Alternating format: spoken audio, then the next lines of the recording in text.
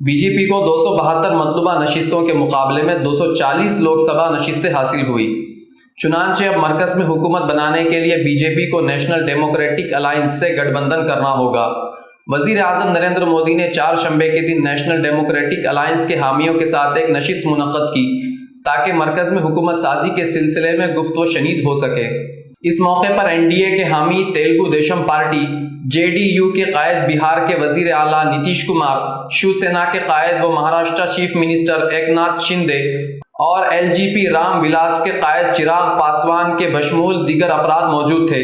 حتیٰ کہ صدر جمہوریہ دروپدی مرمو بھی اس موقع پر مدعو تھی۔ ذرائع کے مطابق بی جے پی کے حامی تنظیموں نے اپنے اپنے مطالبات کی لنترانی شروع کر دی ہے، جبکہ صرف بی جے پی کو تنہا 240 نشستیں حاصل ہوئی، لیکن چونکہ مرکز میں مسلسل تیسری مرتبہ حکومت سازی کے لیے 272 نشستوں کی ضرورت ہے۔ ذرائع کے مطابق تیلگو دیشم پارٹی کے چیف نارا چندر بابو نائیڈو نے اسمبلی اور لوک سبھا انتخابات کے دوران آندھرا پردیش سے مقابلہ کیا۔ توقع کی جا رہی ہے کہ وہ مرکز میں لوک سبھا اسپیکر کے دعویدار ہے۔